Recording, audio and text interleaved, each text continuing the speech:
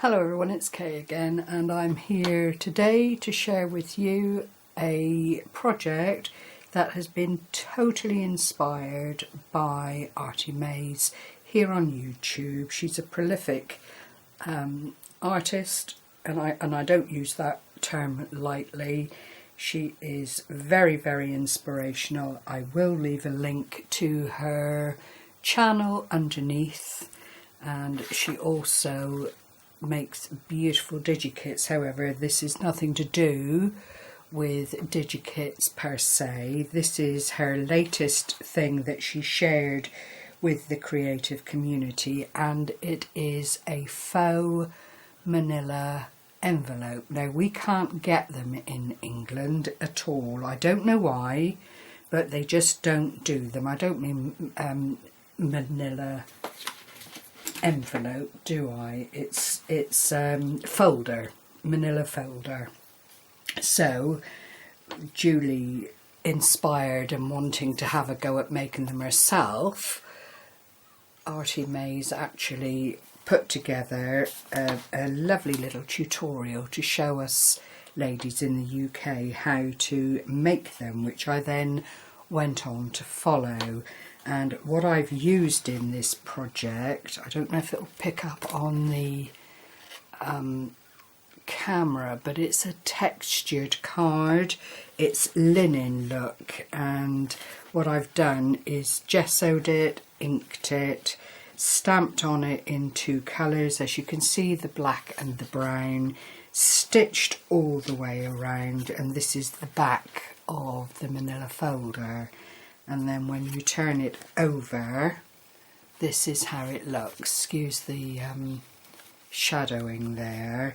And I just absolutely had to have a go. When, you know, I am very much like this. If something inspires me, then I have to get out there and see if I can do something similar to appease my little bit of creativity in itself. So what you have here is the basic manila folder with the little tag bit on the top here.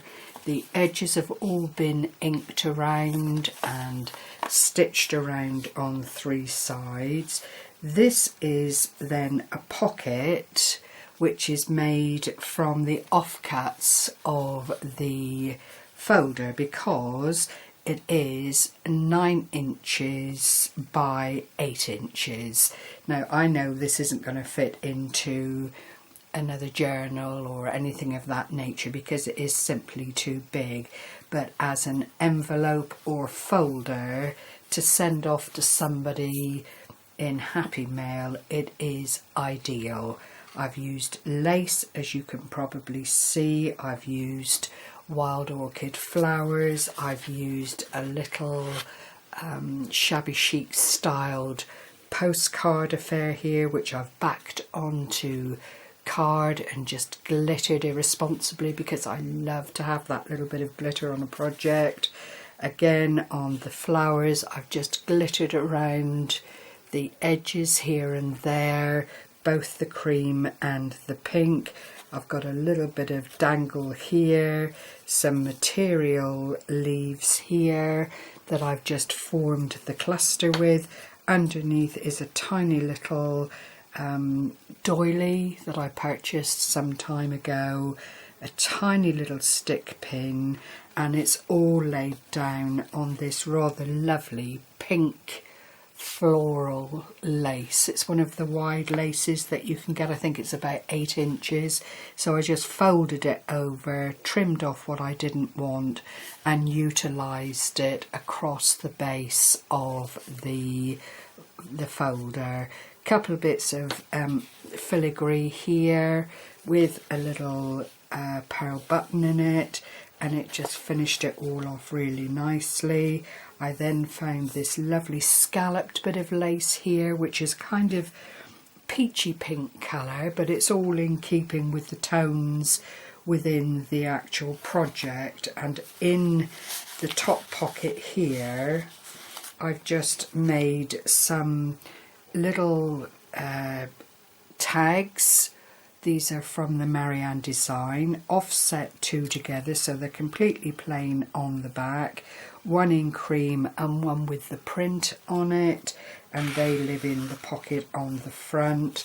And then I used a little postcard size something with the blue lines on the back, which I might try and gesso down to hide away some of the blue, but it's a nice journaling spot, and that then fits in amongst all the loveliness on the front page. And then, because I didn't want to have the envelope or folder empty, I went on to make a little tag pocket here. And this again, I've used the textured card, it's a linen texture as they call it, rounded off the corners, inked around the edges, stitched the inside sheet into place. This is the middle of it, and I've just done some doily stamping, which I absolutely adore doing. A couple of paper buttons backed on card with some string through it. I hope you can see that clearly. I don't know if I can come in a little bit so that you can, I don't want to have it too close. So that then will, you know, sit in the centre here, room for journaling if required. And then on the front here, and this is all very, very plain, I've just put in 2 little tags. Again, it's Marianne design, but I've inked and stamped on them, utilised the button here, did a full corner fold, but wanted to actually concertina it back up, because it is then a rather lovely tuck spot with the 2 tags in it, so it could go on to be used in another way once the, sorry, glue strand alert, once the other tags have been utilised. Again, the centre, and then just one more pocketed bit, and it is just coffee dyed paper with a bit of the stenciling on it, and I've done exactly the same on the back. Another 2 of the randomly stamped tags, and again it's Marianne design dies, and I then just slot them in there. So it's a nice little gift as it stands, but clearly if you wanted to add more to it, to send it out in a rack, or you know, do a swap or something like that, then there's enough room within the whole setup to put more things in if you so desired. So being on a bit of a creative roll at the moment, I thought I would take advantage of that feeling, because you never know when it's going to slip out of sight and make itself absent, and make one today that I could share with you. So as always, I hope I've inspired.